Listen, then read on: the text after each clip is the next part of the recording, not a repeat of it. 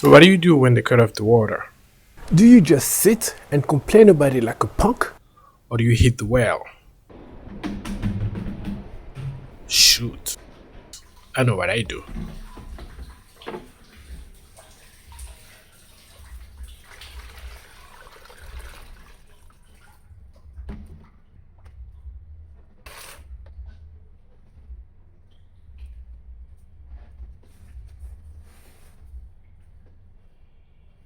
I live my life to the fullest, grind hard just to be what I was meant to be. I'm going hard to the end, and I know that this the life that was meant for me. I just wanna be someone, I know that I can make it. I swear this wanna be my hobby. I just wanna be someone, put it on my mama. I swear that I'ma be somebody. So guys, I just want to take you quickly to what I call, I guess, the white people's neighborhood. So if you're white and you come to Benin, chances are you're going to end up here. Okay.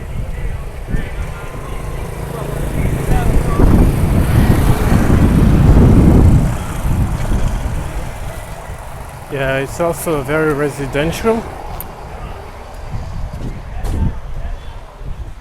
And you'll see a lot of communities with basically somebody watching the door, right? It's nice gated communities.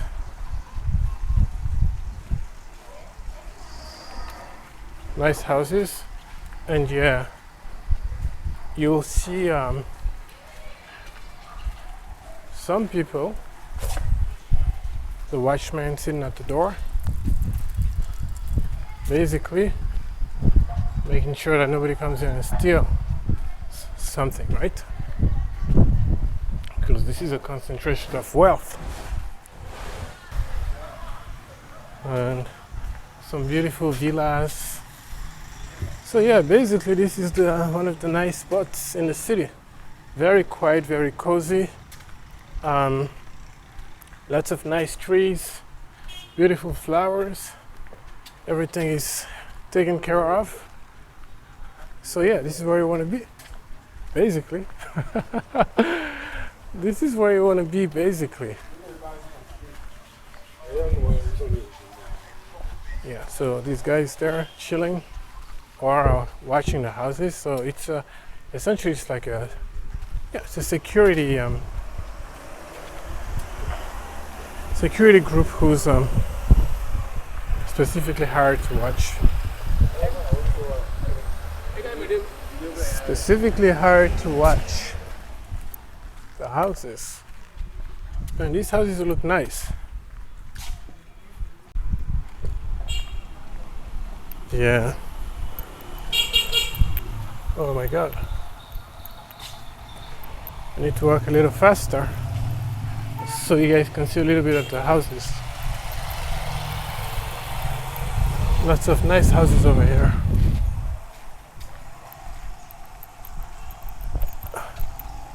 Particularly like this one. So basically in Benin, you don't get pre-built houses. You kind of build your house yourself. But I have a feeling that these ones here might have been built beforehand. And people basically just rent them, but I'm not entirely sure. Wow, this looks like Colombia or something. This is Colombia, man. Well, I've never been to Colombia, but when I think about Colombia, this is what I think about. Minus the kidnappings. Oh well. So this is a little tour. I was expecting to see more people inside, but since everybody drives around here, that's not going to be it's not going to be an issue here.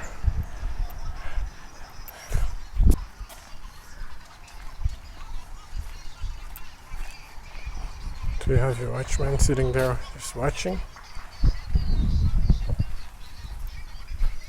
It is a security company that everybody hires in this neighborhood to ensure that, to ensure security basically. So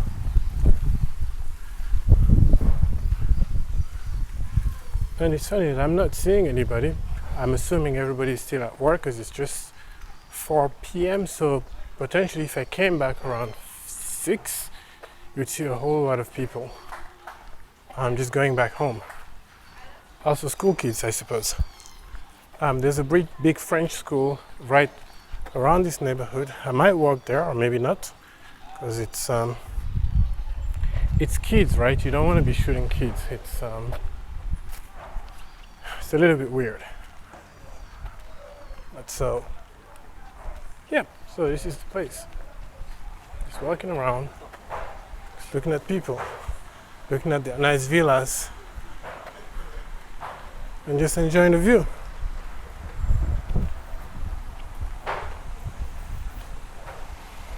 Sorry, sir.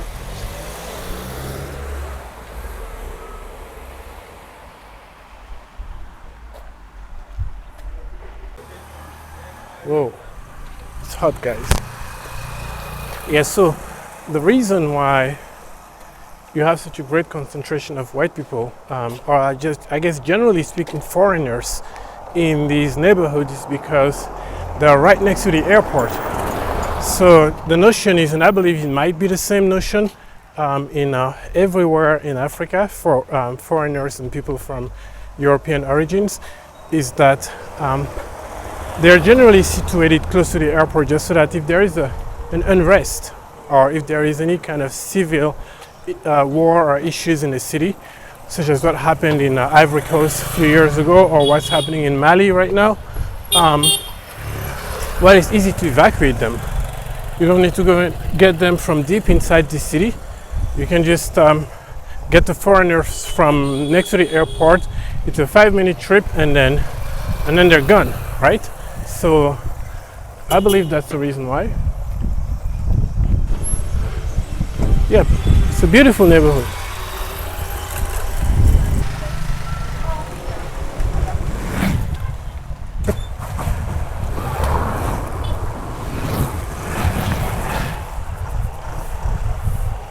So you have your little Italian ice cream over here. Basically you got everything you want in this neighborhood. You don't even have to leave this place. I don't know what this is. Domino's Express? So maybe some kind of pizza place. Yeah, this is Domino's Pizza and hamburgers. Yes, basically you've got everything you want and you don't have to leave this little secluded neighborhood. The shopping centers are also over here. You have your bars, and give me 1 second, let me let these guys get out. Okay, let me wait. You got your bars, you got getting to my car.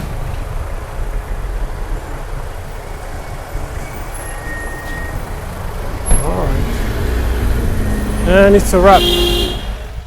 Alright guys, time to switch it up. So guys, I thought I'd give you an idea of a different type of neighborhood, closer to the people. That's if they let me shoot, because over here seems like everybody's got a problem with you shooting them. I'm not sure why. It's like maybe people are afraid I'm gonna steal their soul or something. I don't know. I'm not sure. Maybe everybody's a celebrity here, and I don't know, they think I'm a paparazzi or something. Or maybe people just like to fight. So essentially, I just wanted to, walk a little bit in a different neighborhood. It's a little bit more popular, as you can see, more of popular businesses, and obviously it's not as clean, but it is popular. So this neighborhood would be located on, not exactly on the other side of the city, but more in the inner sides. So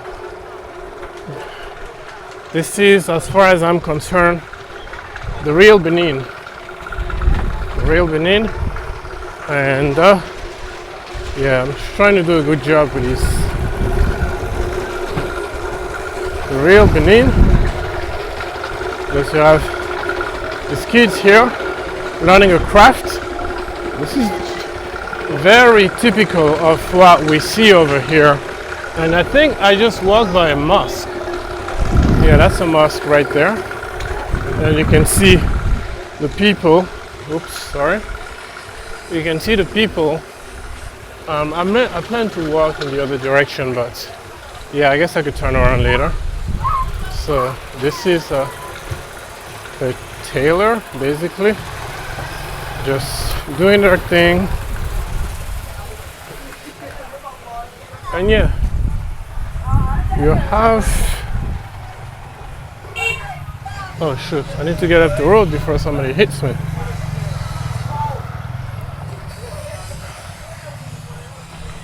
Yeah, so this is where the regular people live. And on a slow afternoon,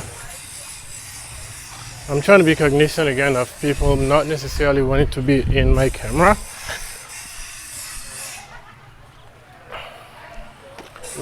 So yeah, look at this. It's nice. I think those are Chinese. This is a Chinese motorbikes. Well, in the past 10 years, I feel like there's been I know that there's been like a great influx of Chinese people, Chinese work, and Chinese technology, because more and more Benin is turning towards other sources of partnership. So essentially, we're not necessarily going to only rely on Western sources of partnerships. So more and more, because Chinese businesses are cheaper, as everybody knows. So basically, you have a lot of Chinese people, and this funny thing is like most of them actually do speak the local languages, and they're having kids in Benin, and they speak actually better than most of us. It's crazy.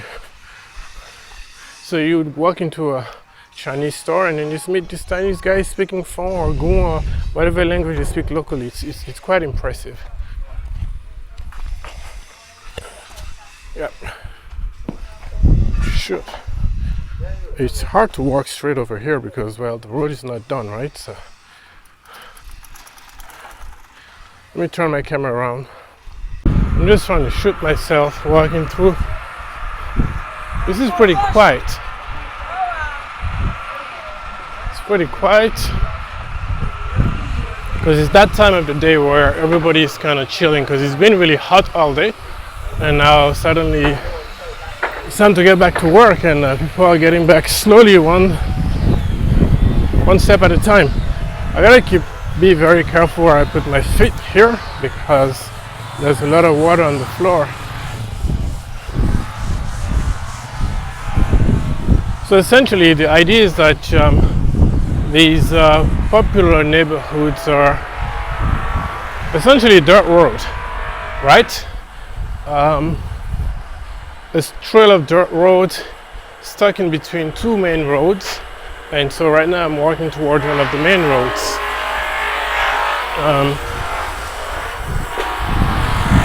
Yes, there's a lot of noise over here.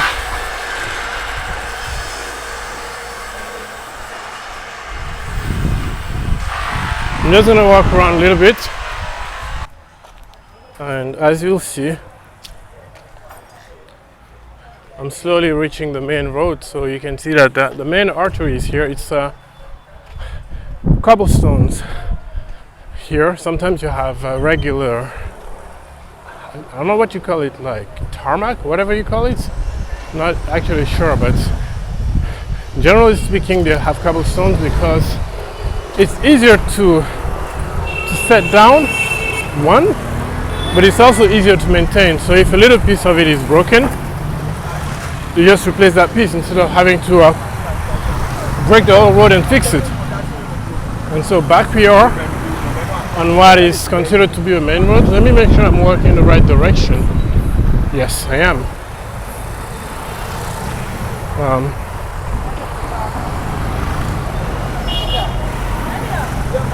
Welcome to Africa. Yeah.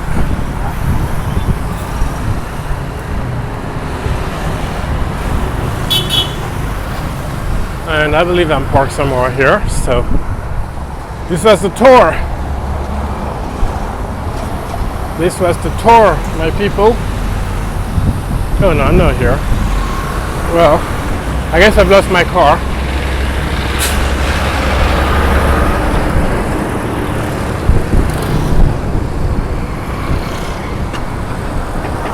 I'm gonna get some Nikes, you can hit the store.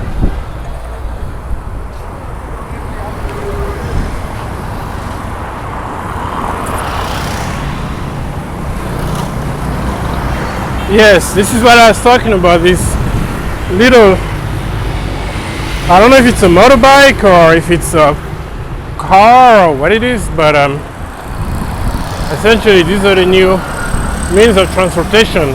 So it's kind of hybrid, it serves all purposes, and as you've seen, those roads are not necessarily perfect for driving in cars. Right now it's a dry season, right? So things look fine, but come during the rainy season, and it's a different story. I really need to make sure I'm walking in the right direction here. I guess I am. Guess it doesn't matter. Yeah, come during the rainy season, and it's a different story. All those roads are inundated. Essentially, there's water all over the place, and while you can't get in, you can't get through with your car.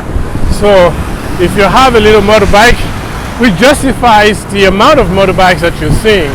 If you have a little motorbike, it's easy to go around. So generally speaking, people in Benin will favor a motorbike. If you can't afford a big SUV, then you want to have a small motorbike so you can get into all of those little streets. Otherwise you can't get in. Sometimes you have to even park in front of a street and continue on foot because, well, your car is not going to make it through the water.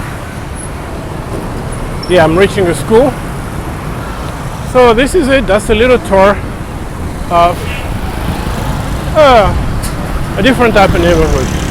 On that note, I'm gonna let you enjoy this corner here.